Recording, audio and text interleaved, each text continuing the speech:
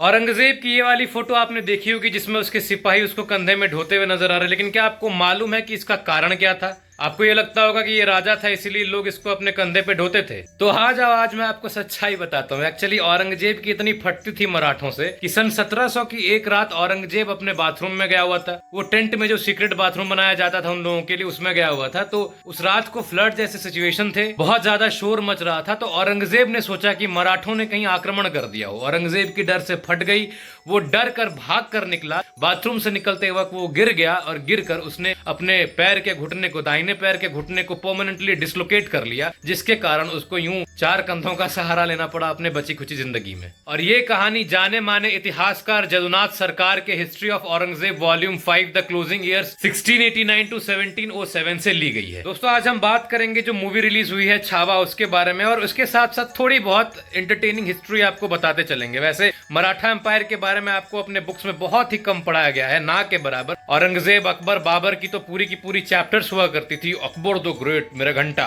जो सच में ग्रेट है, जो हमारे मराठा हैं, छत्रपति संभाजी महाराज, छत्रपति शिवाजी राजे, उनके बारे में ना के बराबर पढ़ाया गया है, शायद आधे से एक पेज।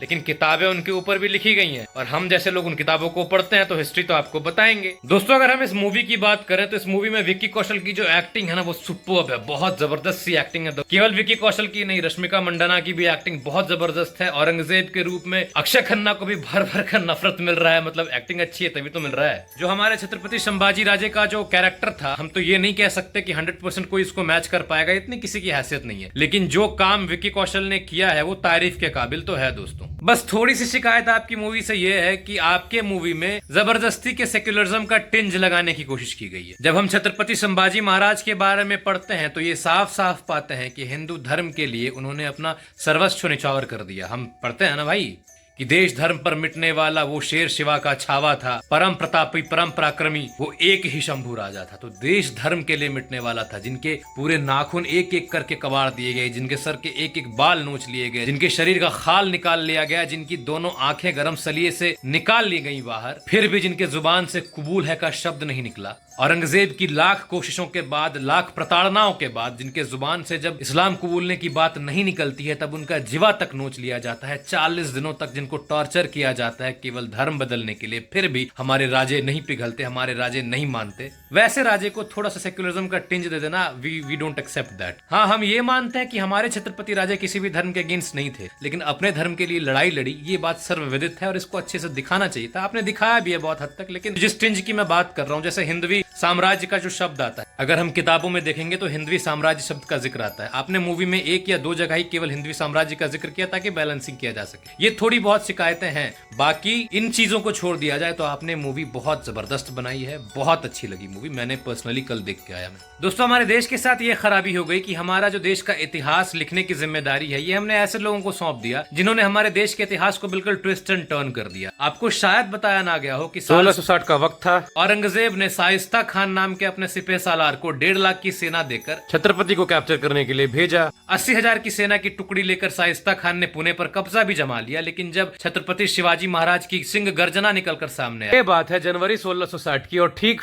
5 अप्रैल सन 1663 में छत्रपति शिवाजी महाराज अपने 400 मराठा सैनिकों के साथ शाइस्ता खान के यहाँ पर घुस पड़ते हैं, शेर की तरह टूट पड़ते हैं। शाइस्ता खान के 4 उंगलियों को काट दिया जाता है। शाइस्ता खान 1.5 लाख की सेना होते हुए छत्रपति शिवाजी महाराज उस 1.5 लाख की सेना के मालिक को यूं चुटकी में ऐसे रौंद देते हैं, जिसके बाद शाइस्ता खान का सर हमेशा के लिए झुक जाता है। जब औरंगजेब से सामना करता है शाइस्ता खान तो अपना सर झुकाए हुए करता है। ये बहादुरी और वेलर है हमारे राजे का। अरे तुम इतिहासकारों की कलम कांप गई होगी, मुझे समझ आता है। इतना बहादुरी लिखने को तुम्हारे पास वो नहीं होगा, ताकत नहीं होगा, तुम्हारे पिछवाड़े कुब्बत नहीं होगी। हमारे देश के माननीय प्रधानमंत्री आज आत्मनिर्भर भारत का वो नारा देते हैं, लेकिन मैं आपको बता दूं कि आत्मनिर्भर भारत अगर सबसे पहले किसी ने दिया तो वो छत्रपति शिवाजी महाराज था, क्योंकि हमारा जो नाव खरीदा जाता था, हमारी जो बारूद खरीदे जाते थे वो पुर्तगालियों से खरीदा जाता था, लेकिन छत्रपति शिवाजी महाराज को ये मालूम था कि ये विदेशी कभी भी बदल सकते हैं। तो छत्रपति शिवाजी महाराज ने ये नारा दिया कि खुद से डेवलप करो। बहुत ज्यादा डिटेल में ये बात अभी नहीं बताऊंगा, अगर आपको ये वीडियो चाहिए तो कमेंट बॉक्स पे करना, मैं पूरा डिटेल वीडियो बनाऊंगा इस पर। तब छत्रपति शिवाजी महाराज के मराठों ने खुद से नाव का निर्माण किया, और पता है बाद में उन पुर्तगालियों ने छत्रपति शिवाजी महाराज महाराज के पास आकर ये प्रस्ताव रखा कि क्या आप अपने नाव को हम पर बेचेंगे। जिनको लगता है कि हमारे छत्रपति केवल मराठा के थे, उनको मैं बता दूं कि हमारे छत्रपति केवल मराठा के नहीं बल्कि पूरे भारत के छत्रपति थे। काशी के पंचगंगा घाट में बिंदु माधव मंदिर आपने देखा होगा काशी का। क्रूएल औरंगजेब ने इस मंदिर को तोड़कर इसके पिलर्स को और इसके पार्ट्स को अपने आलमगीर मस्जिद में बनाया। जब ये बिंदु माधव मंदिर तोड़ा जा रहा था तो इसमें जो भगवान की प्रतिमा है उसको लेकर पंडित जी ने गंगा पर एक जगह पर रख दिया। बाद में छत्रपति शिवाजी महाराज ने इस मंदिर को दोबारा से बनवाया, उस मूर्ति को वहां से निकाला गया और उसको इंस्टॉल किया गया। जब आप काशी पंचगंगा पे जाओगे और इस मंदिर पे एंटर करोगे तो आपको एक हनुमान जी की मूर्ति और एक गरुड़ महाराज की मूर्ति मिलेगी बाहर में लगे हुए। ये दोनों मूर्तियां उस पुराने मंदिर की वही पुरानी मूर्तियां हैं जो ओरिजिनली इसको लगाया गया था। ये है हमारे छत्रपति शिवाजी महाराज। एक बहुत बड़े विदेशी यूट्यूबर है जो हमारे देश के मामलों में दखल देता रहता है। उसने एक बार छत्रपति शिवाजी महाराज को शिवाजी कह के एड्रेस करते हुए कहा था। मुस्तमे जमान नाम का एक बॉडीगार्ड था छत्रपति शिवाजी महाराज का, जिसने अफजल खान के नापाक इरादों के बारे में उनको बताया था। ये बात उसने इस प्रकार से कही थी कि शिवाजी के बॉडीगार्ड, अबे शिवाजी तुम्हारे बाप लग रहे, छत्रपति शिवाजी महाराज कहना सीख। और चलो जब बात बॉडीगार्ड्स की छिड़ी गई है तो मैं 10 बॉडीगार्ड्स के नाम बता दूं। और ये 10 नाम कविंद्र गोविंद परमानंद नेवास्कर की किताब से ली गई है जिसका नाम शिव भारत है। 10 बॉडीगार्ड में से सबसे पहले का नाम था येसाजी कंक, कोंडाजी कंक, जीवा महाला, सूरजी काटके, संभाजी कावजी, कृष्णाजी गायकवाड़, काटाजी इंगले, संभाजी कारवार, यासाजी मुरुम्बक और खान बारबर। ये 10 बॉडीगार्ड थे छत्रपति शिवाजी महाराज के। दोस्तों अगर आपको डिटेल हिस्ट्री चाहिए मराठा एम्पायर पे तो कमेंट बॉक्स पे कमेंट जरूर करना। मैं आज बस आपको वो दुष्ट फालतू औरंगजेब का खात्मा कैसे हुआ बस ये चीज बता के इस वीडियो को एंड करूंगा। उसके बाद 2-4 लाइन में आपको सुनाऊंगा, उसको सुनना। पहले मैं बता दूं कि औरंगजेब मरा कैसे। दोस्तों बहुत कोई कहता है कि औरंगजेब भारत का बादशाह था। अरे हट, किस बात का बादशाह बे?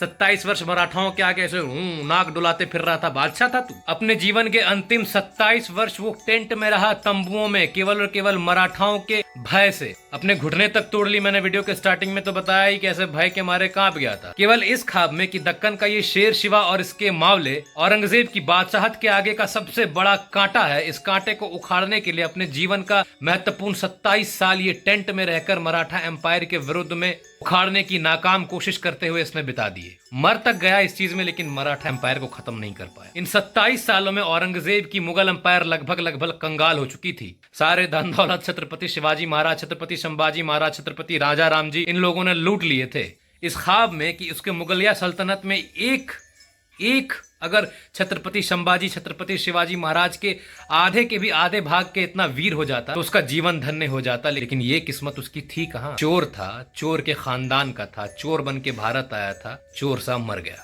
मराठाओं से लड़ते लड़ते इतने कमजोर हो गए ये मुगल एम्पायर वाले कि उसके बाद कभी उठ ना सके। और जो लोग ये कहते हैं कि औरंगजेब की सेना में हिंदू हुआ करते थे, एक कवि भूषण जी थे, उनसे झूठा गुणगान करवाया करता था औरंगजेब, जिससे वो तंग आकर औरंगजेब को छोड़कर छत्रपति शिवाजी महाराज के यहाँ आ गए थे। और छत्रपति शिवाजी महाराज के व्याख्यान में उन्होंने जो 4 पैराग्राफ कही थी, 4 पंक्तियां, उसका आखिरी पंक्ति मैं आपको सुनाता हूँ। तेज तमा अंश पर, कान्हा जिमी कंस पर, त्यों मलेज वंश पर, शेरे शिवराज्य है। मतलब जिस प्रकार अंधेरे पर प्रकाश भारी है, कंस पर भगवान श्री कृष्ण भारी है, उसी प्रकार इस मलेच्छ वंश पर हमारे छत्रपति शिवाजी महाराज भारी है।